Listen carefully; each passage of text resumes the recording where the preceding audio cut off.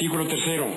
La Secretaría de Hacienda pagará la indemnización correspondiente a las compañías expropiadas de conformidad con lo que disponen los artículos 27 de la Constitución y 10 y 20 de la Ley de Expropiación en efectivo y en un plazo que no excederá de 10 años.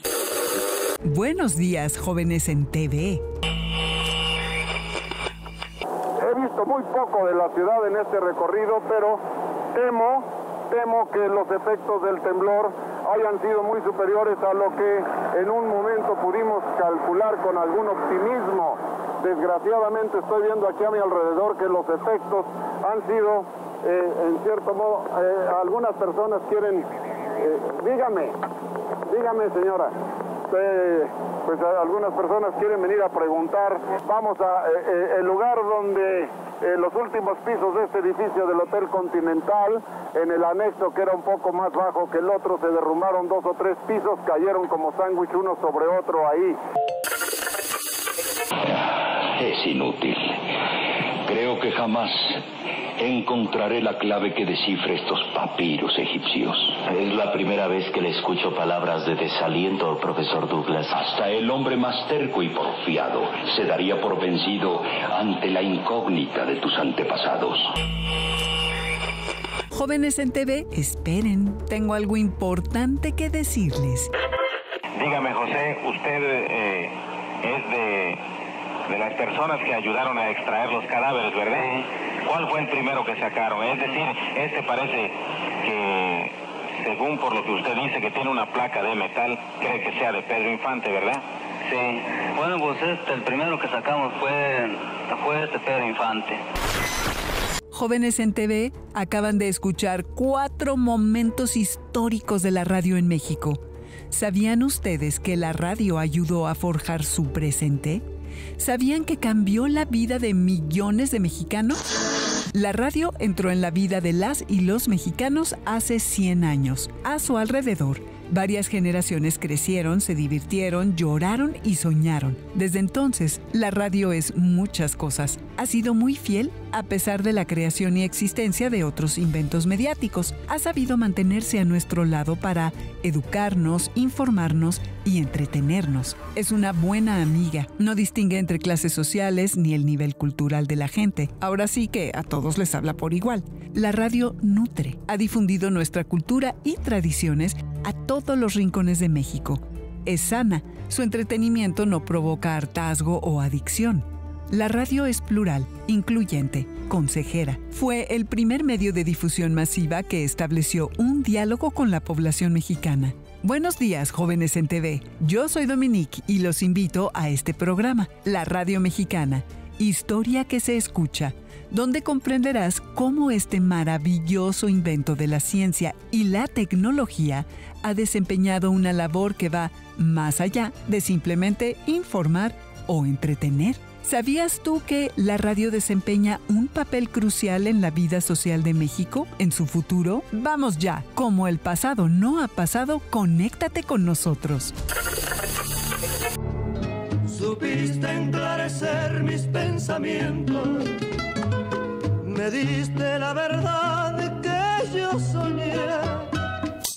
Hola jóvenes en TV, ¿cómo les va? Yo soy Margot Cortázar y estoy muy emocionada de compartir con ustedes este programa sobre la radio mexicana. La radio es una herramienta que transformó la forma de comunicarse en México. Por fin alguien pudo escuchar algo a distancia en tiempo real. Por ejemplo, un partido de béisbol o una pelea de box. Gracias a la radio, la música se popularizó. Agustín Lara, el trío Los Panchos, María Félix, solo por mencionar algunos intérpretes, inmortalizaron sus canciones a través de las ondas hertzianas durante la primera mitad del siglo XX. ¿Sabes qué hace posible que puedas escuchar tu canción favorita en la radio? Música, sonidos y voces viajan a través de las ondas hertzianas, impulsos electromagnéticos compuestos tanto de partículas eléctricas como de magnéticas, que se propagan a la velocidad de la luz por el espacio abierto. ¿Quién emite estas ondas hertzianas? Las estaciones de radio, ya sean públicas, privadas o incluso aquellas que operan desde la clandestinidad, quienes a través de sus antenas emiten las ondas hertzianas hacia las antenas de los millones de aparatos aparatos receptores en poder de la población, transformando a la radio en un medio de comunicación que genera una dinámica informativa entre encargados de la emisión y radioescuchas. Esto es la radio, invento que rompió con la barrera de los sistemas de comunicaciones convencionales que necesitaban de cables para la transmisión de la información. ¿Sabes tú cómo llegó a México? De la radio sabemos que el ingeniero eléctrico Guillermo Marconi envió el 12 de diciembre de 1901 la primera transmisión transatlántica a través de estas ondas hertzianas. Pero a ciencia cierta, en México es difícil saber cuál fue la primera transmisión radiofónica. Esto significa que existieron varios pioneros. Sabemos que los hermanos Adolfo Enrique Gómez Fernández y Pedro Gómez Fernández pusieron a funcionar el 27 de septiembre de 1921 un radiotransmisor de 20 watts de potencia en la taquilla del desaparecido Teatro Ideal, ubicado cerca de la Alameda, en la Ciudad de México. El 27 de octubre de 1921, en Monterrey, Nuevo León, el ingeniero Constantino de Tárnava Jr. creó una estación que denominó TND, Tárnava Notre Dame, produciendo transmisiones radiofónicas que contaron con su propia participación como locutor. En este año, la ciudad de Pachuca y la de Córdoba, Veracruz, también realizaron fugaces transmisiones de radio. Como puedes notar, la radio fue una tecnología que llegó a México al mismo tiempo en varios sitios del país, pero en sus inicios fueron transmisiones de corto alcance y con pocos radioescuchas. La primera transmisión radiofónica comercial en el país se hizo hasta el 8 de mayo de 1923, cuando la revista El Universal Ilustrado y la Casa del Radio emitieron a las 8 de la noche un programa que contó con la participación de grandes luminarias culturales de la época, como el guitarrista Andrés Segovia, el compositor Manuel M. Ponce, la cantante Celia Montalbán y el poeta estridentista Manuel Maples Arce. Este último leyó el poema TSH, que en realidad significa Telegrafía sin hilos, haciendo alusión, obviamente, al transmisor. ¿No te parece increíble que la primera transmisión de radio comercial de México la realizaran en su mayoría artistas en vez de políticos? La radio mostró su poder de convocatoria el 14 de septiembre de ese año. En punto de las 7 de la tarde con 10 minutos, multitudes de citadinos se agolparon alrededor de los aparatos de radio, ubicados en distintas partes de la ciudad, para seguir golpe a golpe la narración de la pelea histórica entre el pugilista estadounidense Jack Dempsey y el boxeador argentino Luis Ángel Firpo, el Toro de las Pampas. Fue la primera vez que un medio de comunicación aglutinó a grandes audiencias en México.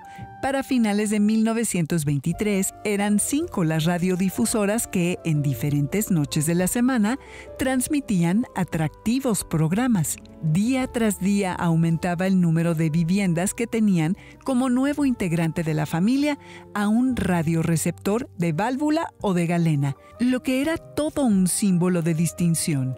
Al percatarse del potencial de la radio, Plutarco Elías Calles usó este medio de comunicación para su campaña política. El 30 de noviembre de 1924, la Secretaría de Educación Pública contó con su propia emisora. Fue concebida por José Vasconcelos para llevar adelante los programas educativos que necesitaba la población del país. Esta emisora, conocida también como CZE, ayudó en la educación de la población de varias comunidades aisladas. XEW, la voz de la América Latina desde México, en el aire.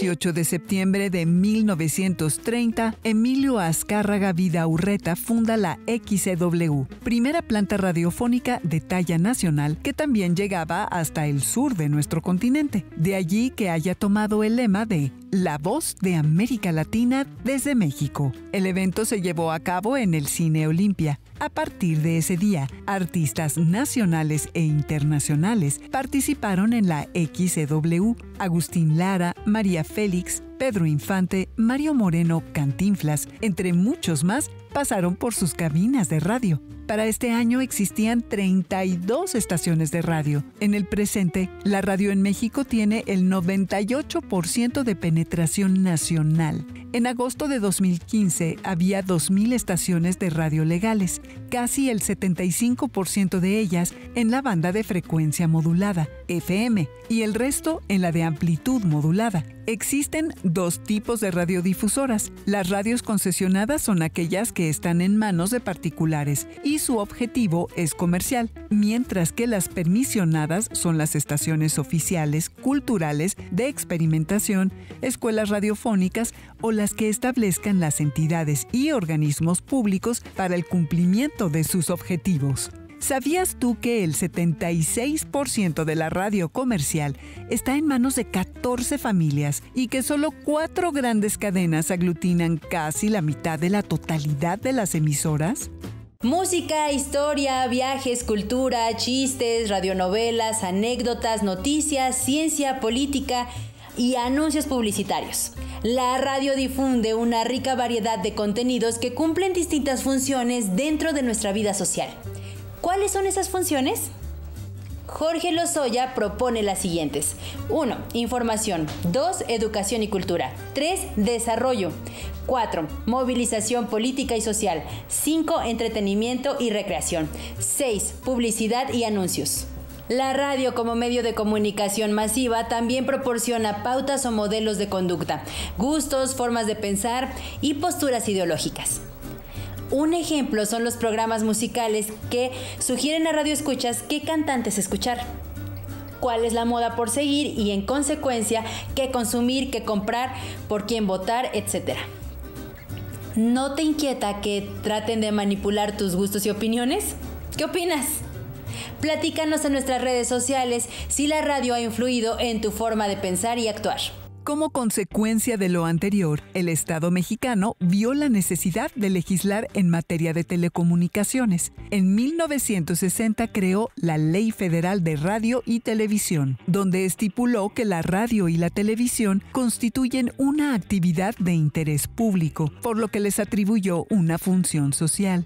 ¿Cuál? La de fortalecer la integración nacional y el mejoramiento de las formas de convivencia, respetar la dignidad humana, evitar influencias nocivas o perturbadoras al desarrollo armónico de la niñez y juventud, elevar el nivel de cultura del pueblo y conservar sus características, costumbres, tradiciones, idioma y valores nacionales, así como fortalecer las convicciones democráticas, la unidad nacional y la amistad y cooperaciones internacionales. Buscando alcanzar el objetivo planteado, a través de los años, la radio ha buscado adaptarse a las necesidades y condiciones de los distintos grupos poblacionales para generar proyectos sociales. La Comisión Nacional de los Derechos Humanos, en el marco de la Campaña Nacional de Prevención de la Trata de Personas, presenta la radionovela Tu Mentira, capítulo 1. Un día ya no voy a estar dándoles de comer, ni limpiando sus porquerías. Voy a vivir en la ciudad y voy a salir con mis amigas.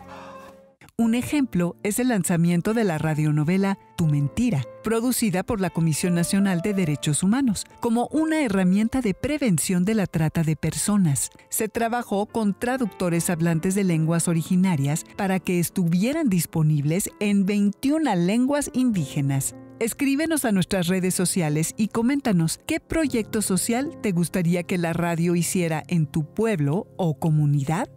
Hola, ¿qué tal, señoras y señores, niños, niñas, jóvenes y jóvenes y todos aquellos o aquellas que nos escuchan aquí en este maravilloso invento que es la radio de la Universidad Nacional Autónoma de México? Además de ser un medio de comunicación masivo que no resulta costoso en su producción, las universidades vieron en la radio una gran oportunidad para difundir conocimiento, cultura y arte a toda la población.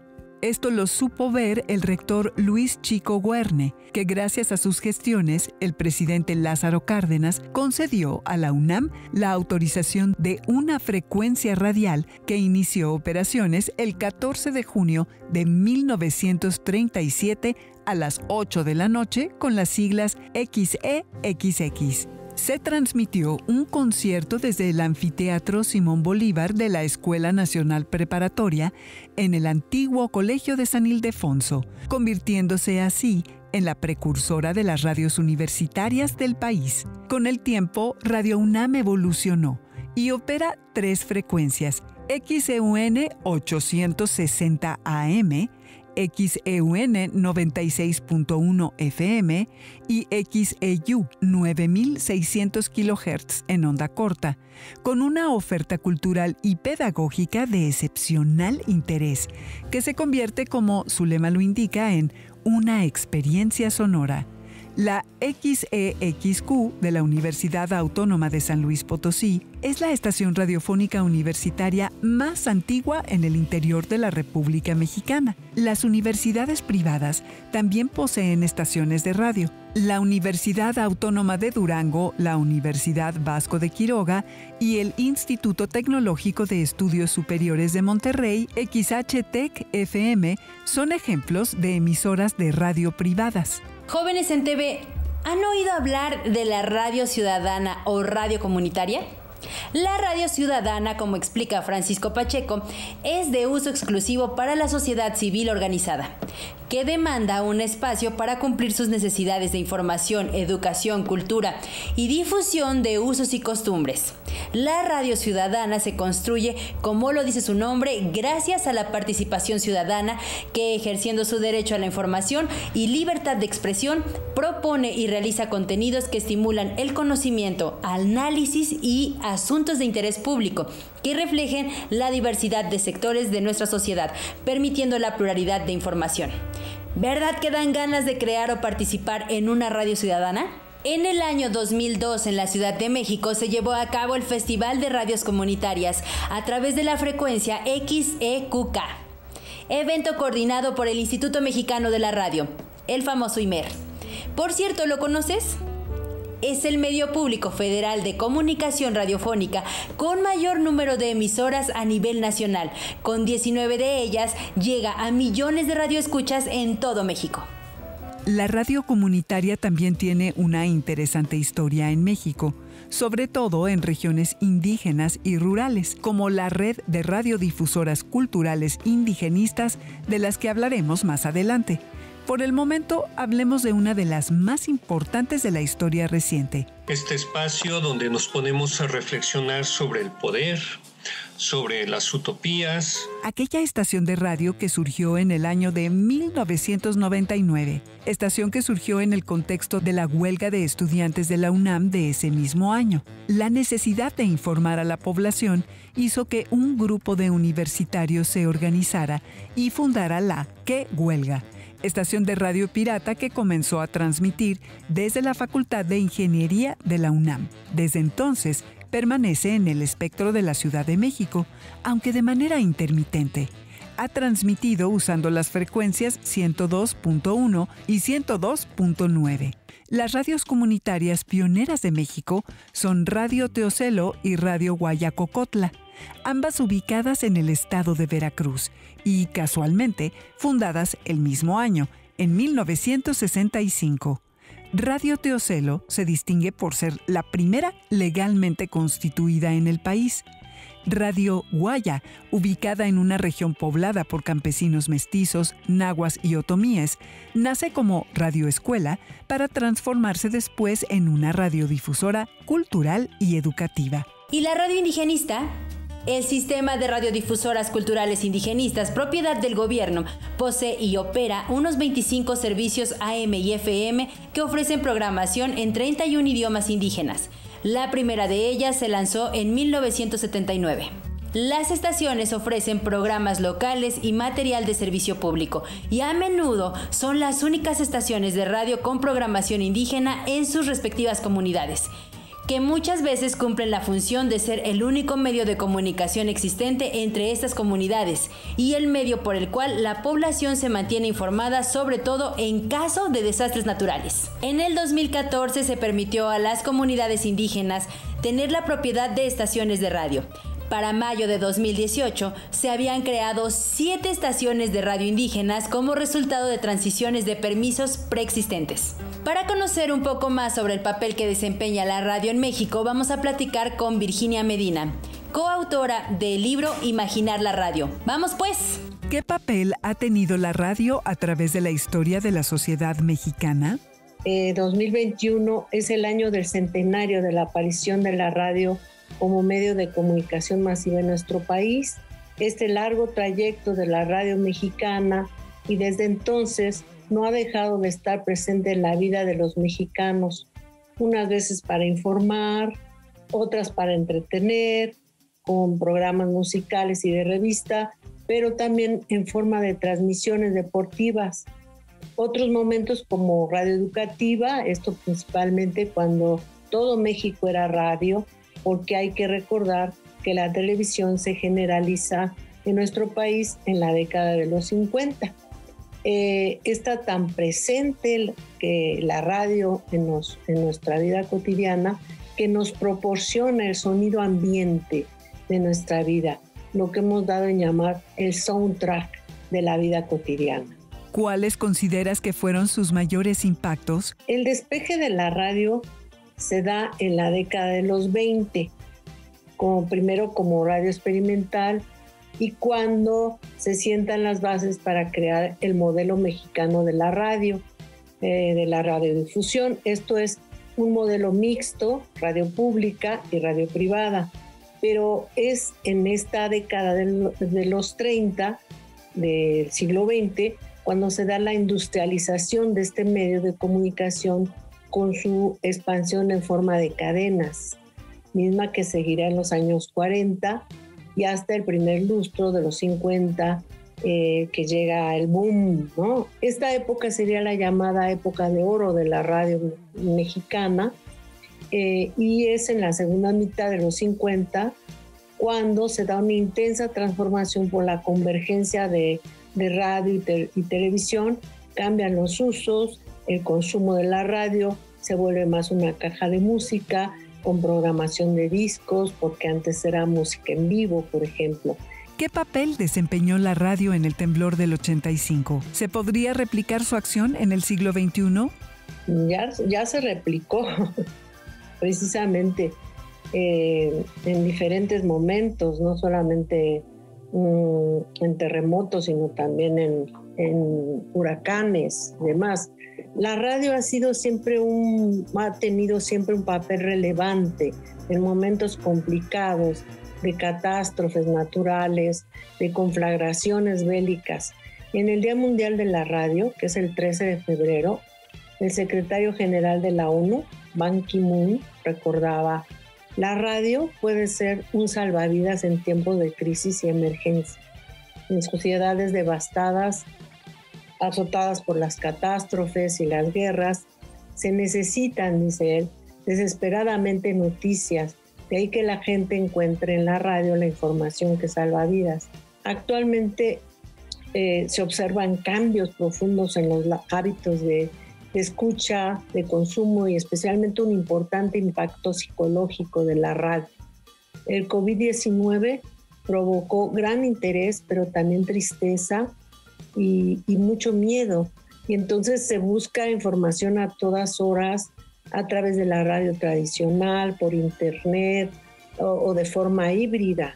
Además, el tiempo de escucha ha aumentado a través de otros formatos sonoros como radio en streaming, los podcasts y audiolibros también es muy importante.